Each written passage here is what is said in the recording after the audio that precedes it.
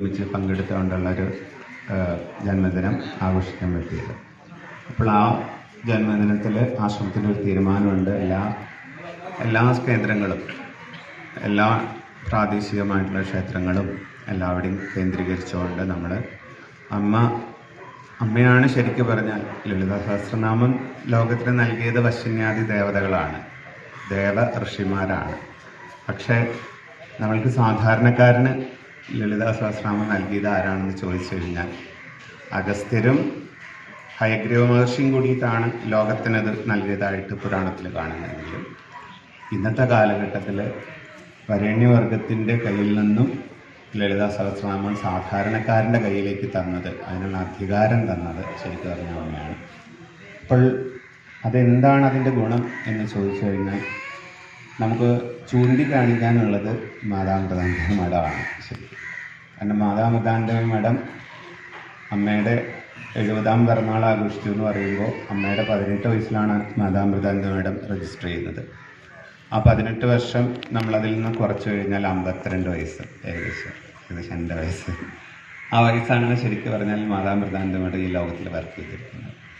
52 വർഷം കൊണ്ട് അമ്മ ഇന്ന് ലോകത്തിൽ ചെയ്ത ജീവോദ്ധാരണം, അതായത് എത്രയോ മനുഷ്യ മനസ്സുകളെ സാന്ത്വനിപ്പിക്കാൻ അമ്മയ്ക്ക് കഴിഞ്ഞത് ഈ ഒരു ദിവ്യൌഷധം വെച്ചിട്ടാണ്.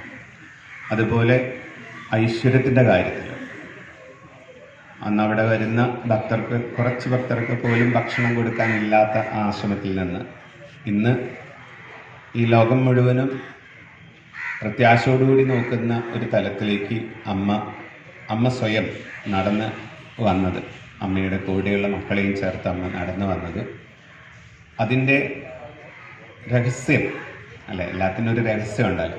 അതിൻ്റെ രഹസ്യം എന്ന് പറയുന്നത് ശരിക്കും പറഞ്ഞാൽ ഈ മന്ത്രം എന്ന് പറയുമ്പോൾ അതൊരു രഹസ്യമാണ്. മനസ്സിൻ്റെ കാതിൽ രഹസ്യങ്ങൾ മന്ത്രിക്കുന്നല്ല പറയുന്നത്. ശരിക്കും മന്ത്രിക്ക് അങ്ങനെയാണ്, നമ്മൾ ഉറക്കുകയല്ല, മന്ത്രിക്കാണ് എന്നതുപോലെ അതിൻ്റെ രഹസ്യം ശരിക്കും പറഞ്ഞാൽ ഈ മന്ത്രമാണ്. നമുക്കിതിൻ്റെ വില മനസ്സിലാവുന്നില്ല. ഇനി 1000 ആളുകൾ കഴിഞ്ഞിട്ട്, അതായത് ശ്രീകൃഷ്ണ ഭഗവാൻ ജീവിച്ചിരുന്ന സമയത്ത് ശ്രീകൃഷ്ണ ഭഗവാനെ എത്ര പേര് മഹാത്മാവായിട്ട് കണ്ടിട്ടുണ്ടായിരുന്നു. ശ്രീകൃഷ്ണ ഭഗവാന്റെ മഹിമ നേരിട്ട് കണ്ടിട്ടും ദുര്യോധനും ബാക്കിയുള്ളവർക്കൊന്നും അത് മനസ്സിലാക്കാൻ പറ്റില്ല എന്ന് തന്നെയെല്ലാം നിഷേധിക്കുകയും ചെയ്യും അല്ലേ. അതെല്ലാം നമ്മൾ പുരാണങ്ങളിൽ നിന്ന് പഠിച്ചിട്ട് നമ്മൾ വിശ്വസിക്കുന്നുണ്ട്. പക്ഷേ കേവലം വിദ്യാഭ്യാസത്തിൻ്റെ സഹായമില്ലാതെ, കുലത്തിൻ്റെ സഹായമില്ലാതെ, ധനത്തിൻ്റെ സഹായമില്ലാതെ, ബാക്കി നമ്മൾ ഈ ലോകത്തിൽ മഹത്വം പ്രാപിക്കുന്ന എന്തെല്ലാം കാര്യങ്ങളുണ്ട് അതിൻ്റെ ഒന്നിൻ്റെ സഹായമില്ലാതെ അമ്മ കേവലം അമ്മയുടെ ഇച്ഛാശക്തി കൊണ്ട് മാത്രം എത്രയോ മനുഷ്യ മനസ്സുകൾക്ക്, എത്രയോ കുടുംബങ്ങൾക്ക്, എത്രയോ ദേശങ്ങൾക്ക്, എത്രയോ പ്രസ്ഥാനങ്ങൾക്ക്, എത്രയോ മഹത് വ്യക്തികൾക്ക് അമ്മ സൃഷ്ടി നടത്തി എന്നുള്ളതാണ്. അപ്പോൾ ആ ഒന്നിൻ്റെ രഹസ്യം ആയിട്ട് അമ്മ നമുക്ക് തന്നൊരു ദിവ്യമായ ഒരു കാര്യമാണ് ഈ ലളിതാ സഹസ്രനാമം ഒരുമിച്ചിരുന്ന് ജപിക്കുക.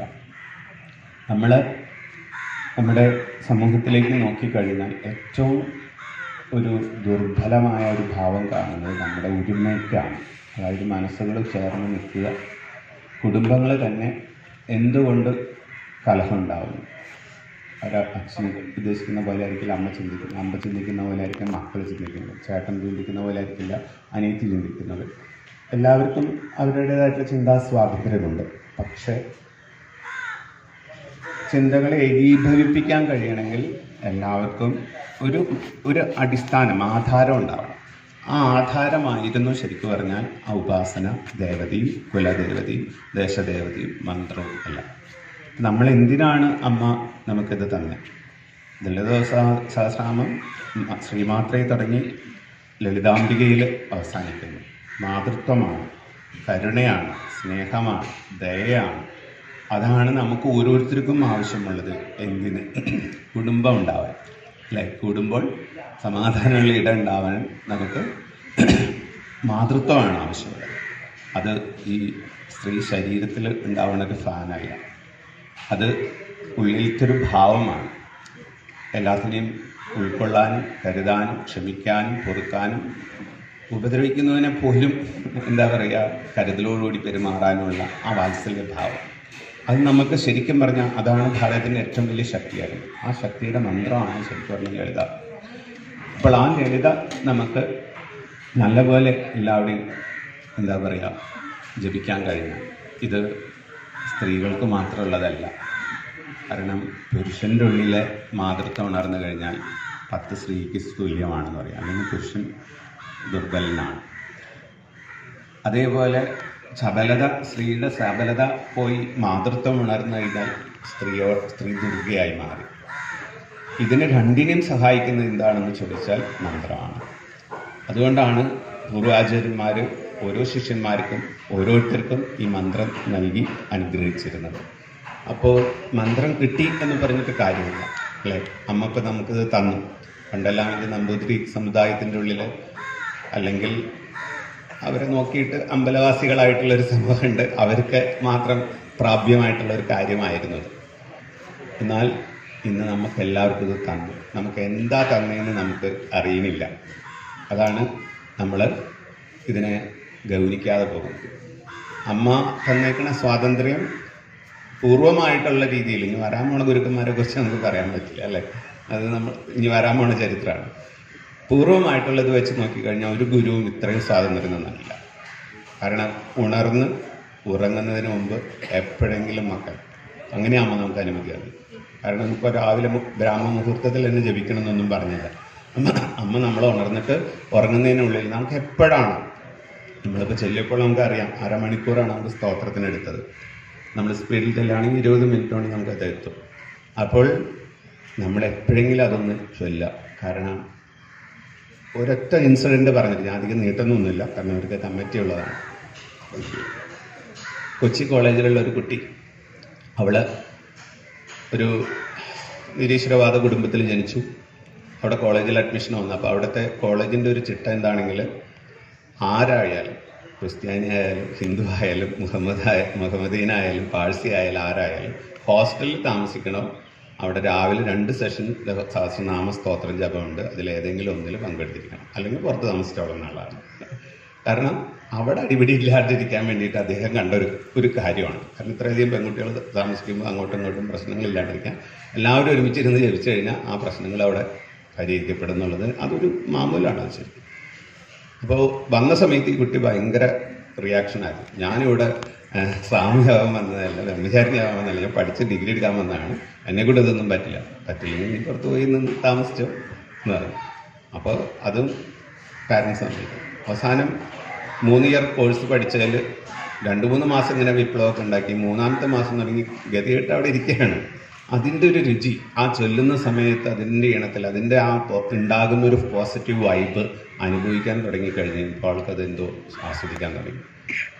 4 മാസം കഴിഞ്ഞ് 5 മാസം തുടങ്ങിയിട്ട് അവളത് ആസ്വദിച്ച് ചെല്ലാൻ തുടങ്ങി. 3-ാമത്തെ വർഷമായപ്പോഴേക്കും അവളാണ് പുതിയതായിട്ട് വരുന്ന കുട്ടികൾക്ക് മുഴുവനും കൺവിൻസ് ചെയ്ത് കൊടുക്കുന്നത് ഈ ലളിതാ സഹസ്രനാമത്തിൻ്റെ ആ അനുഭൂതി എന്താണെന്നുള്ളത് പറഞ്ഞു കൊടുക്കുന്നത്. അത് കഴിഞ്ഞു.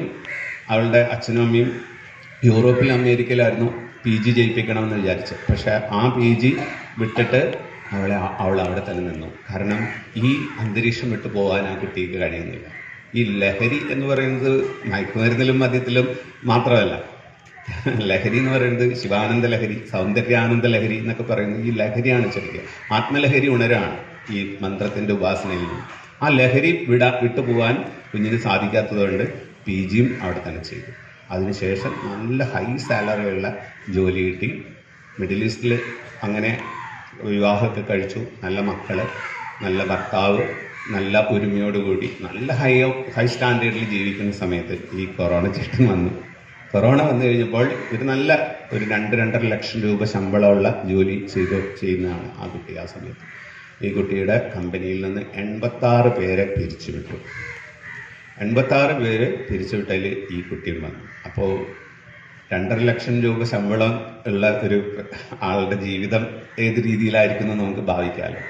പെട്ടെന്ന് സ്റ്റോപ്പിട്ട് ഈ പൈപ്പിനൊക്കെ എന്താ പറയുക സ്റ്റോപ്പ് ചെയ്യണ പോലെ ഈ വരുമാനം അങ്ങോട്ട് നിന്നപ്പോൾ ഡിപ്രഷൻ വരും എന്നുള്ളൊരു തോന്നൽ കാര്യമുണ്ട്. ഡിപ്രഷൻ വരാണ്ടിരിക്കാൻ, മനസ്സ് താഴ്ന്നു പോകാതിരിക്കാൻ, വരുമാനം താഴ്ന്നു പോയി മനസ്സ് താഴ്ന്നു പോകാതിരിക്കാൻ ഈ കുട്ടി ആ സമയം കണ്ടൊരു ഉപാധി അമ്മയെ ലളിതാംബയെ 5 നേരവും 9 നേരവും ഒക്കെ സ്തോത്രം ചൊല്ലി വിളിക്കുക. ഭർത്താവിനെയും മക്കളെയും വിട്ടു കഴിഞ്ഞാൽ പിന്നെ ബാക്കി ഒന്നുമില്ല, ജോലിക്ക് പോകാനില്ല. അത്രയും ബിസി ഷെഡ്യൂളായിരുന്ന ആൾക്ക് ഒന്നുമില്ലാത്ത ഒരു വള്ളി പൊട്ടിയ പെട്ടത്തിനെ പോലെ ആയിപ്പോയി. അപ്പോൾ